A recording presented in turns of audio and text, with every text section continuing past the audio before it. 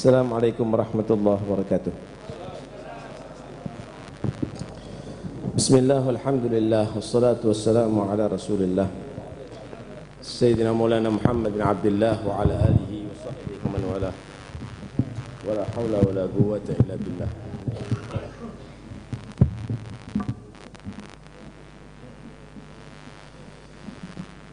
Terjemah daripada Kitab Fusul Ilmiyah Hulusul Hikamiyah, fasal ke-25. Bagi tokoh sepatutnya jangan sampai memuji atau mengagungkan orang yang bodoh, sekalipun punya nasab yang baik dan salaf yang soleh. Karena mengagung-agungkan dan memuji orang yang bodoh pada zahirnya akan membuat fitnah kepada orang yang dipuji, orang bodoh tadi itu. Dan dia akan tertipu dengan pujian tadi itu, serta akan membuat dia tadi itu menganggap tidak perlu beramal soleh. Dia akan menjadi orang yang lupa, terlena untuk persiapan akhiratnya, karena menganggap cukup dengan amal datuknya dia akan selamat.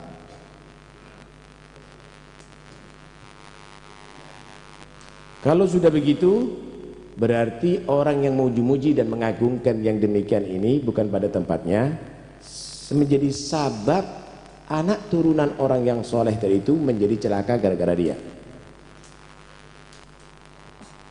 Dan yang demikian ini bukan jadi muhibbin, tapi dia akan mendapatkan sakhat, ghadab daripada Allah Subhanahu wa ta'ala. Saudara, orang kadang-kadang tertipu dengan pujian, padahal pujian itu bisa menjadi racun. Karena itu jangan mencari pujian atau kehormatan, tapi jadilah kamu orang yang soleh, seperti datuk-datuk kamu menjadi orang yang soleh.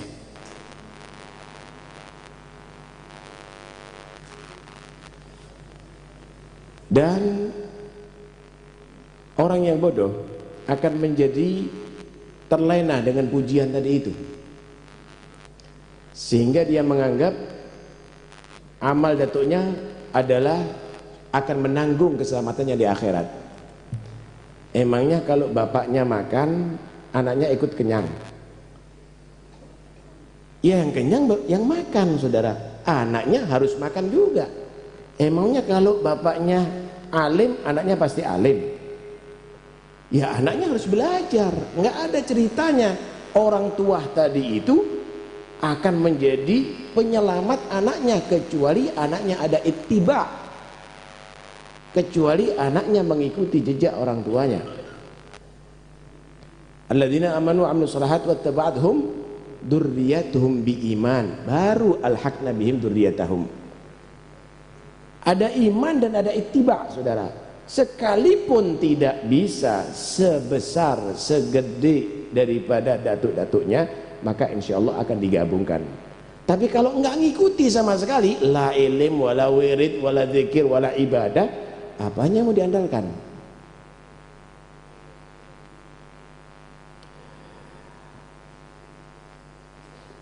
Mana mungkin hanya karena nasab yang bagus, turunan orang-orang yang soleh akan menjadi tanda keselamatan. Lihat bagaimana Nabi SAW menasihatkan kepada putrinya Siti Fatimah. Jadi nasihati Siti Fatimah ini perlu didengarkan oleh semua syarifah. Ya Fatimah binta Muhammad, la ughni anki minallahi syai'a. Wahai Fatimah putri Muhammad, aku tidak mampu nanti di hari kiamat untuk menolong kamu jika kamu tidak beramal soleh. Sebelumnya Nabi SAW memanggil ya Bani Abdi Manaf secara umum, keluarganya satu persatu. Beramallah kamu sekalian. Aku nggak bisa menolong lo ya kalau kamu tidak beramal. Ya, kalau sudah kita beramal, Nabi akan bisa menolong untuk lebih kita diangkat derajatnya, bahkan kumpul bersama Rasulullah.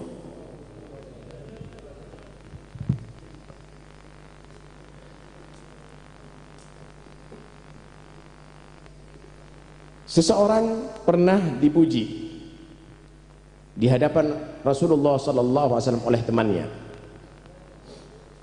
Maka Nabi sallallahu alaihi wasallam mengingatkan kepada si pemuji, "Wailak, gata'ta unuga akhik law sami'aha ma aflah."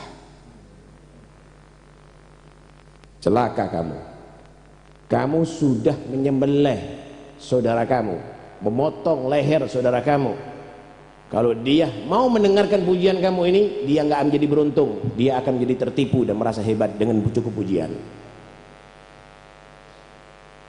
Saudara, kalau memuji tapi kita tidak ada sifat itu, kemudian kita bangga, itu sama dengan penghinaan. Sama ada orang yang memuji kepada kita, Masya Allah, kentut kamu wangi. Itu adalah satu hal yang lucu. Kita dikatakan al-imam, kita dikatakan al-allamah, kita katakan itu, padahal kita nggak punya itu semuanya. Kita bangga.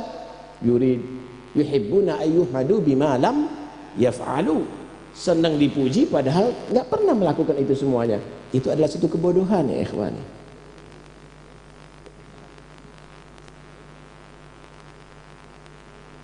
Dalam hadis yang lain Nabi SAW bersabda,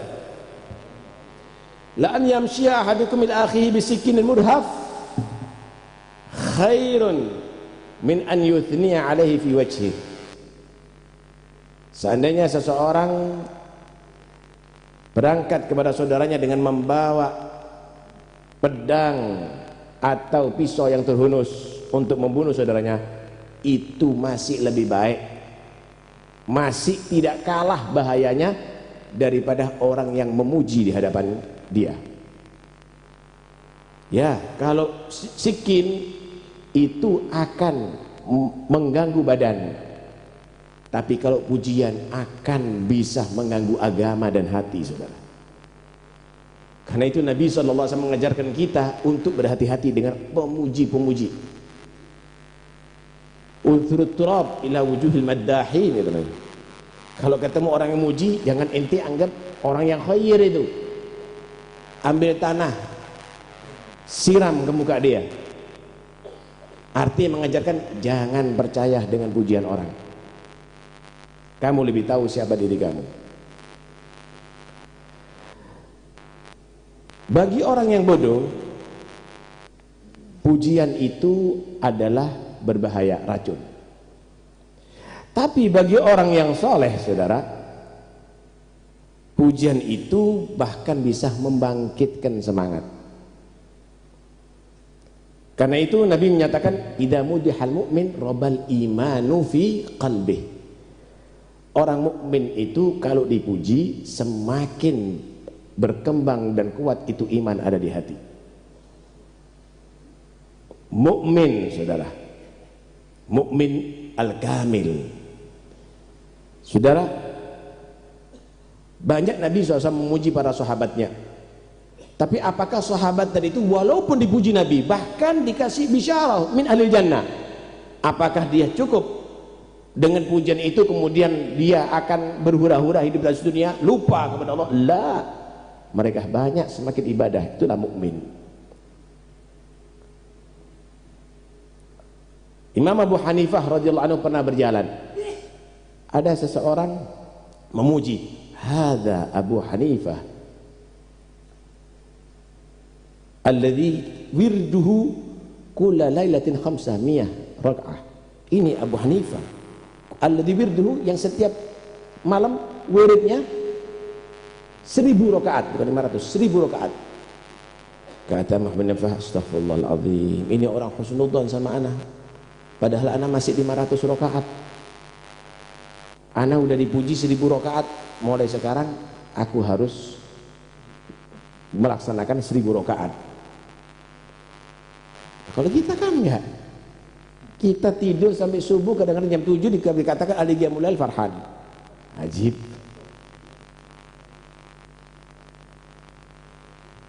Karena itu bagi ahlul basair, mereka semuanya adalah kalau dipuji tidak sedikit pun dia akan menurun amalnya, tapi semakin meningkat.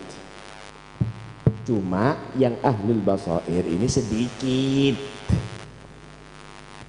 Ahlul ghurur, ahlul jahl yang tadi itu banyak. Karena itu kita jangan menganggap wah kita ahlul basair.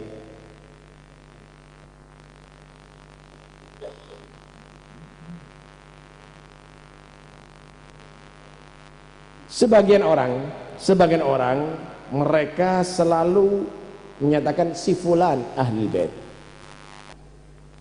Dia melakukan banyak kesalahan, maksiat, perbuatan dosa. Ada yang muji, nggak apa-apa. Ahlul bait itu la tadurhu dzunub. Ahlul bait itu dosa itu nggak bahaya. Datuknya Nabi Muhammad akan berikan syafaat. Ini orang harus bertanggung jawab dengan ucapannya di hari kiamat, dan bisa akan merusak ahlul bait dengan ucapan model begini.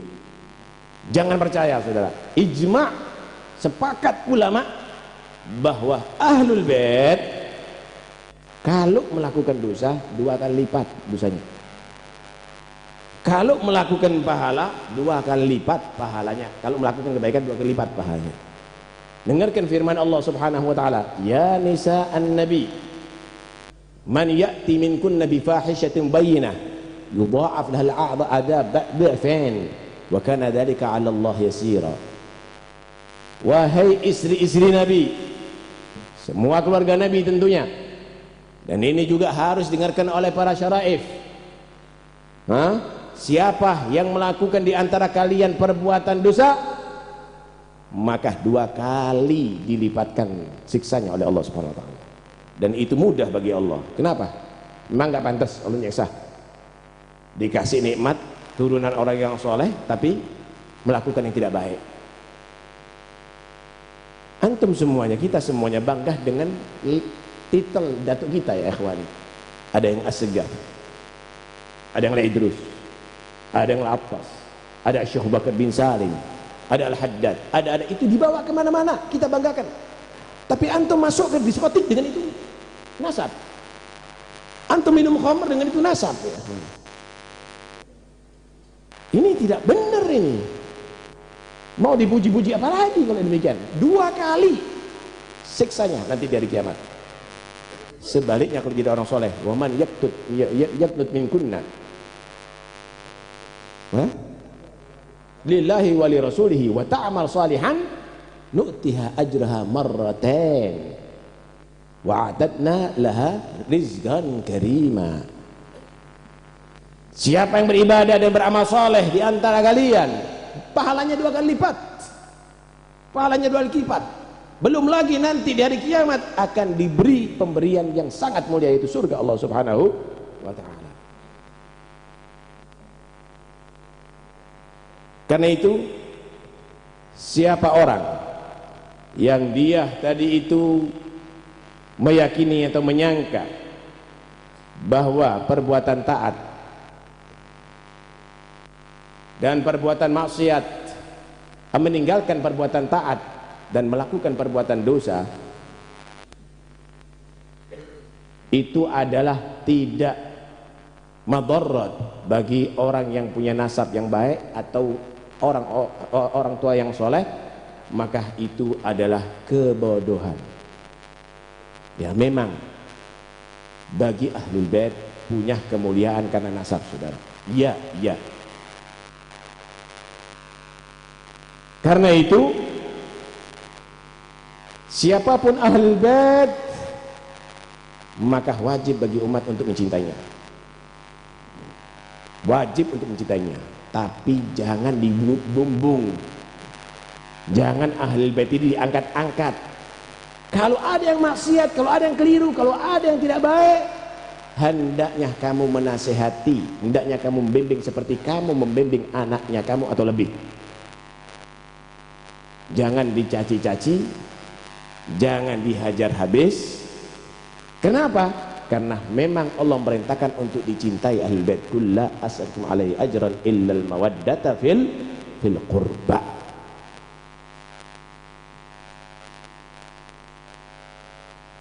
Sama sebenarnya turunan ulama turunan orang yang soleh sama. Artinya jangan sampai kita tidak hargai datuk-datuknya. Masyhadnya harus melihat kepada yang lebih tinggi. Antum kalau menghormati sesama habaib atau turunan orang soleh, lihat datuknya, maka kehormatan kamu ittisal akan bersambung dengan datuknya nantinya. Disinilah Sayyidina Abu Bakar As-Siddiq radhiyallahu anhu, beliau berkata, urgubu Muhammadan fi ahli baitih. Hendaknya kamu tadi itu membantu, memperhatikan Nabi Muhammad sekarang ada di keluarganya. Nabinya sudah meninggal, pingin bantu keluarganya, pingin menolong, tolong keluarganya. Karena sesungguhnya kalau masyhadnya kamu melihat Nabi Muhammad, itu akan Nabi akan bangga dengan anda nantinya. Ya, bukan dengan memuji-muji aja, membimbing juga, saudara. Diceritakan ada Sultan Al-Kathiri ada di Hadramut melihat satu sayyid, dia tadi itu tidak bergabung dalam majlis-majlis atau halaqah ilmiah daripada para habaib. Ya, kumpul ada di trotoar, mungkin di Sasa atau yang lainnya mungkin ya. Sultan Al-Kathiri ini melihat ini kok gak sama dengan lainnya, diambil masuk ke penjara. Loh, apa salah saya? Salah kamu karena sayyid kamu tidak bergabung dengan sadah yang lainnya. Loh, itu hak saya untuk mengatur daerah saya sultan itu. Akhirnya diadakan kesepakatan, akan saya bebaskan tapi harus hadir sholat berjamaah, kemudian hadir majlis itu dan ini. Tercatat itu semuanya, dikontrol terus sama si Sultan Al-Kathiri. Akhirnya sampai jadi alim besar ini. Setiap dia mengajar, sebelum dia Fatihah sama datuk-datuknya, Fatihah sama Sultan Al-Kathiri ini. Ditanya, kenapa nggak datuknya ente? Kalau anak nggak kenal sama datukku kalau bukan karena jasanya Sultan Al-Kathiri. Hakata muhibbin. Ini muhibb ini, bukan hanya ngumbar-ngumbar pujian, saudara. Kalau memang ada sayyid turunan orang yang saleh, dia tadi itu ternyata masya Allah seperti datuknya, ya ilmunya, ya amalnya, ya akhlaknya, ya istiqamahnya, maka pantas untuk dihormati, cintai, hormati, pegang teguh, karena berarti dia telah melestarikan kemuliaan daripada datuk-datuknya. Tahukah anda siapa datuk mereka? Muhammad Rasulullah. Datuk mereka Imam Ali bin Abi Thalib, Imam al-Masyariq wal Magharib, Babu Madinatil Ilm. Datuk mereka Siti Fatimah Az-Zahra, Sayyidatun Nisa'il Alamin, pemimpin wanita seluruh alam. Datuk mereka Al-Hasan wal Husain, Sayyidah Syabab Ahli Jannah, pemimpin para pemuda ada di surga. Satu saat Nabi berjalan dengan Sayyidina Hasan Sayyidina Husain. Kemudian sahabat memperhatikan, ya Rasulullah, anda cinta sama Hasan Husain? Kata Nabi SAW, man ahabba hadain, man ahabbani wa ahabba hadaini wa ahabba abawaihima kana fi jannati yaumal qiyamah. Siapa yang cinta aku, cinta kepada dua anak ini dan kedua orang tuanya Sayyidina Ali dan Fatimah, ada bersama di surgaku nanti dari kiamat. Allahu akbar. Ini datuk-datuk mereka. Sayyidina Ali Zainal Abidin, belum lagi Sayyidul Syuhada Hamzah, Abbas, Abdullah bin Abbas, Habrul Ummah, Sayyidina Ja'far At-Tayyar, orang-orang hebat pilihan Allah. Sayyidina Ali Zainal Abidin, Sayyidina Muhammad Al-Baqir. Satu saat Jabir bin Abdullah radhiyallahu anhu, dia melihat Rasulullah sallallahu alaihi wasallam waktu itu bermain dengan Sayyidina Husain. Kemudian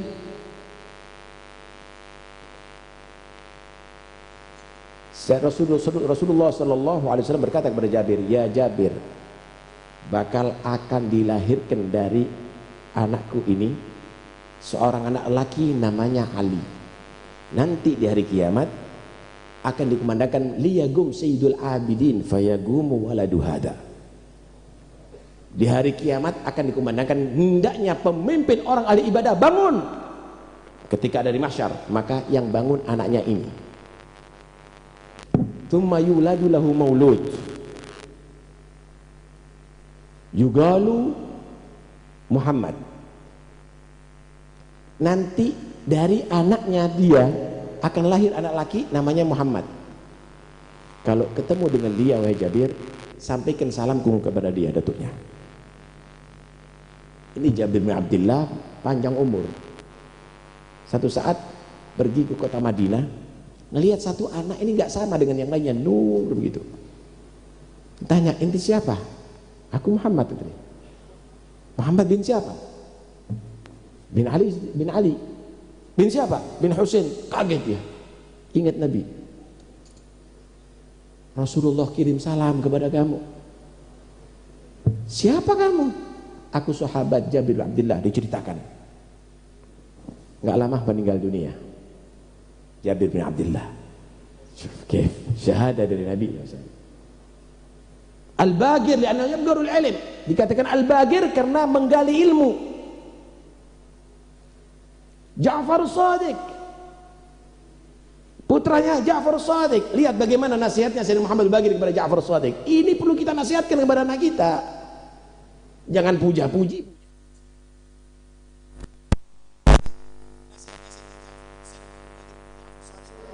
Ya bunayya, al-ilmu jamil wa bika ajmal wal jahlu qabih wa bika akbah. Wahai putraku Ja'far, ilmu itu adalah indah. Kalau ilmu itu di aku dan kamu akan lebih indah. Bodoh itu adalah jelek, tapi kalau ada di aku dan kamu lebih jelek. Nggak pantas Sayyid nggak ngerti apa-apa, nggak ngerti agama. Karena itu jangan sekali-kali menganggap cukup dengan nasab, meninggalkan takwah kamu tetap akan mulia. La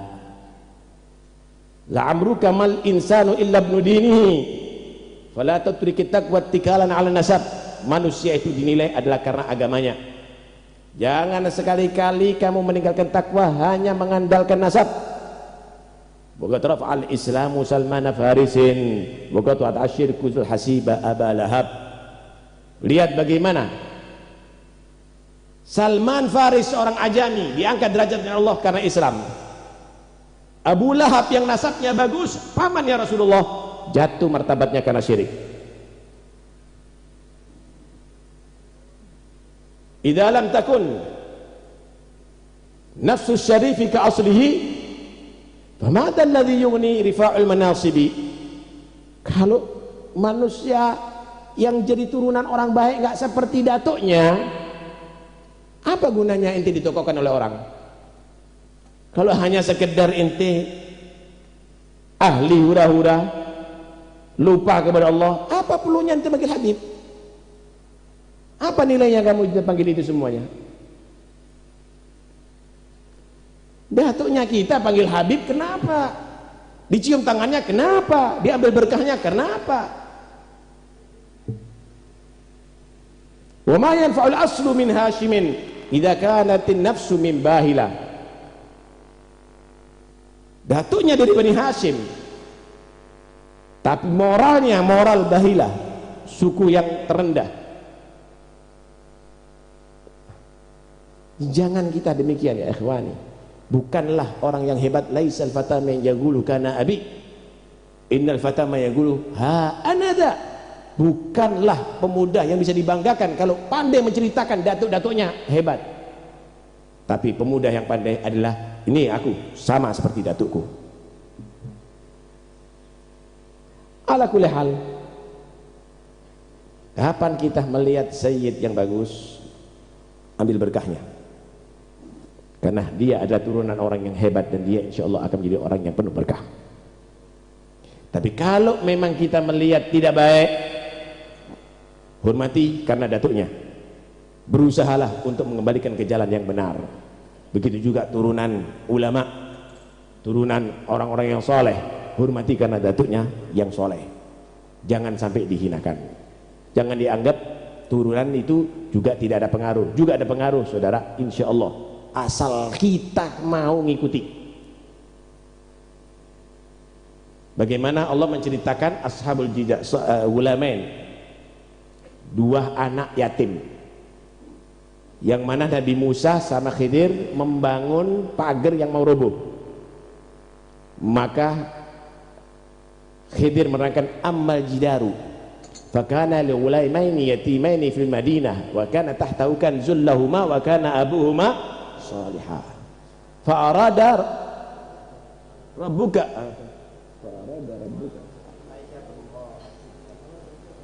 rabbuka yablugha ashadduhuma wa sakhrija kanzahuma rahmatan rabbik. Adapun dinding yang mau roboh ini sengaja kita tonjok, kata Khidir kepada Musa, Nabi Musa alaihi wassalam, itu karena di bawahnya ada simpenan harta terhadap dua anak yatim. Kenapa Allah diperintahkan Khidir untuk menonjok dari itu? Khawatir akan diambil sama orang. Allah menghendaki harta orang soleh, datuknya yang ketujuh dari ibu itu orang soleh. Harta orang soleh itu sampai kepada turunannya yang ketujuh. Allah menghendaki itu adalah harta sampai kepada turunan yang ketujuh. Rahmatan rabbik, itu adalah satu bentuk rahmah kepada Allah. Kalau itu dunianya orang yang soleh aja dijaga oleh Allah sampai anak turunannya bisa menikmati karena kesolehan orang tuanya, apalagi sir dan wilayah ya ikhwani, apalagi wilayah kewalian dan rahasia yang Allah berikan kepada datu dan antum. Tinggal antum muta'ahilun lidalik amla, tinggal melihat antum pantas nggak mendapat wilayah itu. Ya istaitu, ente harus mempersiapkan ya ikhwani, nggak mungkin akan lari ke yang lainnya kalau antum menjadi orang muta'ahil. Ini yang baca rotib orang lain, turunan orang baca rotib main gafleh, wirid-wiridnya orang lain yang baca, kitabnya orang lain buat pengajian, ini nggak ada. Ya repot kalau sudah begini ya ikhwani, nggak akan bangga datuk-datuk kita. Karena itu ayo kita kembali lagi ke Thariqatul Aba. Jangan kita menodai datuk-datuk kita, khususnya para syaraif. Ada acara pengantin joget-joget ya ikhwani, disoteng lagi, di-share lagi, wajib kita boikot. Wajib kita boikot. Katakan sama istri Anda, kalau mendapatkan itu keluar, wajib hukumnya. Hatta siapa? Nggak bener ya ikhwani. Ini terang-terangan begini, ini menyakiti hati Rasulullah, menyakiti salafnya kita. Nggak boleh kita kompromi, nggak boleh kita kompromi. Jangan anggap lucu ini bukan rahasia, ini bukan hiburan, ini menyakiti hati Nabi. Karena itu ayo kita harus kompak Ahlul Bait, kita harus kompak para sadar, kita ajak mereka kembali kepada Thariqatul Ajdad, kita hidupkan ada di rumah tangga kita. Kita nasihatkan kepada anak kita, jangan tertipu dengan nasab. Harus kemuliaan amal, kemuliaan ilmu, kemuliaan akhlak, kemuliaan istiqamah, harus kamu miliki itu juga. Kemudian tampillah kamu menjadi orang yang takwa kepada Allah Subhanahu wa ta'ala, karena kamu adalah dipilih oleh Allah menjadi turunan Rasulullah Sallallahu Alaihi Wasallam. Mudah-mudahan insyaallah ini anak hanya menerjemah, ini bukan anak mau nyetir, enggak. Ini kalamnya Habibullah Haddad. Tapi yang jelas mudah-mudahan walaupun pahit ente terima untuk obat saudara. Iya, kalau biasanya dipuja-puji, ini Habibullah Haddad marah kepada kita sekarang. Tapi ini semuanya adalah demi untuk kebaikan kita. Mudah-mudahan insyaallah kita dijadikan turunan orang yang saleh yang bisa mengikuti jejak orang yang saleh. Amin ya rabbal alamin. Wassallallahu ala sayyidina Muhammad wa alihi wasallam. Alhamdulillahirabbil alamin.